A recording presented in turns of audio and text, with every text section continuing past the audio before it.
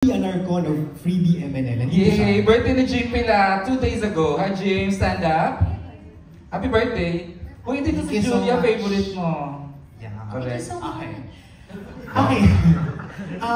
First question, ano naman to ha, not naman on the negative side, no? But hindi ba kayo nag-worry? Kasi most of the time, pwedeng dalawa yung effect, di ba? Pag nagre-reunion yung mag-ex. Either, syempre you become friends talaga, which we all hope for. And some, medyo mag-open ng can of worms, parang ganun. Tapos hindi na magkaka-work after. Kind of what?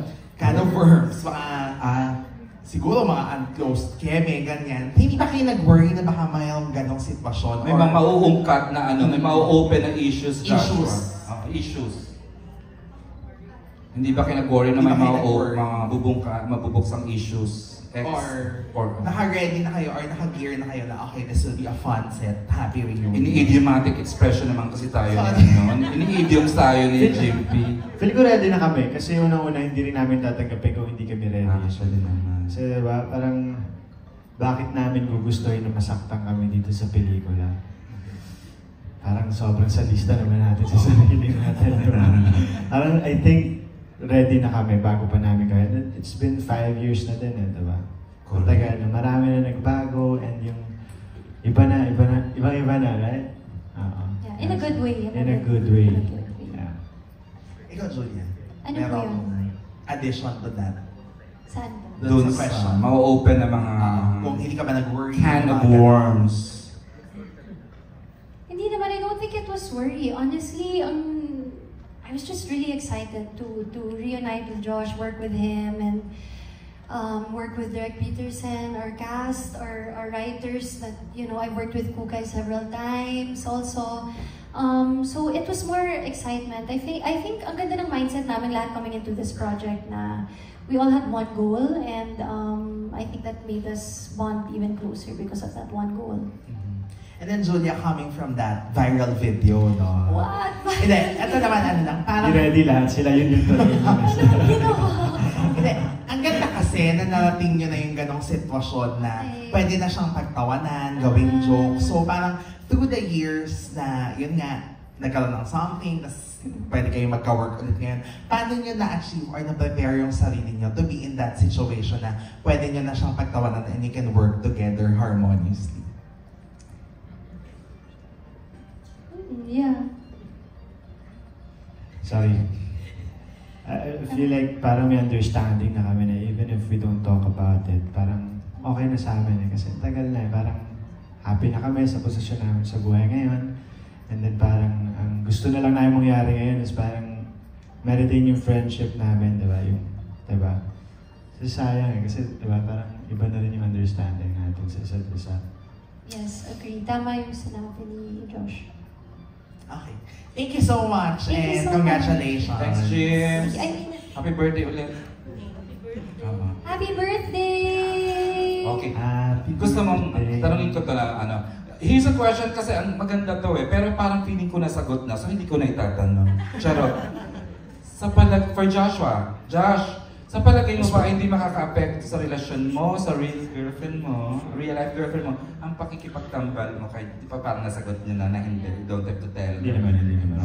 And for Julia, how was your working dynamic with each other evolved? How has your working dynamic with each other evolved since your last collab? Our last is Paubaya. Paubaya. Wala, you know what? It feels so the same and different at the same time. But different is good because it means like over the years, parang nag-evolve na kami as people and as actors as well. So it's nice that, you know, we've grown a lot in those past years as we come together and we get to learn new things about each other and then from each other while we're working. So it's really been a really good and fun experience doing this with Josh all over again. Parang iba talaga yung dynamic namin sa trabaho. Ang dali ng trabaho kapag may pagkakaintindihan kayo na kayo lang makakaintindi sa proseso na yun. So it's special. It's different. Tama namin, it was a real special relationship that you had and up to now you still keep that, di ba? Yung respect for each other, di ba? Kaya ang gandang lumalabas. The question pala came from Wilson Riquiza ng Kapamilya On Demand. Okay, may gusto kang tanongin or we can entertain questions from here, from Alan Diones, I understand. May mga gusto na. Mari, may gusto kang tanongin? Bago ko basahin itong 29 questions. Charot. Ayan, Sir EJ, siguro umpisahan muna natin. Sige. Naka-standby si Judy Arias of Metro.star. Ayan, Judy? Julie Arias po. Hi, Julia, Joshua. I have a question. So, what lessons about love do you hope the audience takes away from the film? Wala. Tsaka in pain eh. Iiyak This pa kami ng iiyak movie dito. is all about, feeling ko isa dito yung healing. Healing. Yung pag-accept. Tama. Ang dami, you know why? May sariling personal journey si Juancho, may sariling personal journey si Dami. Zai.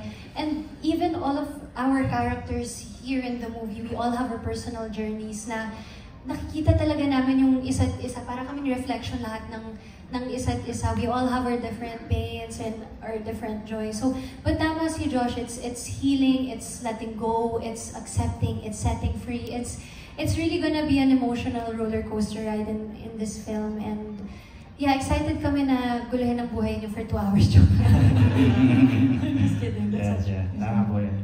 One more for Direct naman. The question. The question is from? For direct po. Hindi, anong name mo? My name is RC and I'm also from Metro. Ganda.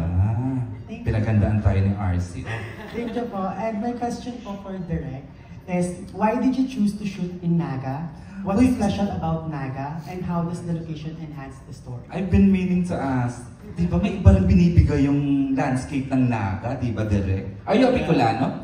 Actually, no. Hindi naman. But it was actually an idea that I worked with our writers. Kasi part of the journey that actually hindi pa natin masyadong binabanggit, but you actually guys saw it in the trailer, is medyo mapang-ahas at may nakakatakam na element din yung reunion ng exes sa story. And we felt like Naga as a city that's filled with a lot of spice, diba? Spiciness. We wanted to like also embrace that The silly that challenge. flavor. Meron din siyang flavor na gano'n. At saka yung... Di ba na-add anything? Go ahead, Miss Kasi Cooper. as mentioned by si Direct P, parang, di ba, yung pag kumakain ka ng maanghang at first, parang mapapasipa ka. But later on, parang kapag Paano yung nandun ka sipa? na. Paano yung sipa? Ikaw mo. Si Bong, parang kaya ni Bong yung sipa. Ayun. Di ba, parang parang, what was that? Pero meron siyang sarap na nabibigay later And on. the pain stays. Oo, pero the And the pain pain stays, stays. but it's so good. Uy, totoo yan. So, Pero after, di ba, parang you still wanna keep wanting for more. Totoo, di ba? Kain ka naman ng kain. Kahit Yes. nandun yung pain, nandun yung heal. that's why we set it in Kahit alam mong nadala ka na, uulitin mo pa rin siya. Yes. Alam mo, nadala ka na, pero Silly challenge. Yun That ang explains style. the whole synopsis yata, di ba? Nadala ka na, sige pa rin. Yes. Nasaktan ka na, gusto mo pa rin. Ganda. Ang gandang anong tawag doon. Kasi Anyway, hindi na ganun okay. ka. You're good, Miss RC. Thank you po. Thank you, dear. Gusto kong tanongin yung yung buong cast about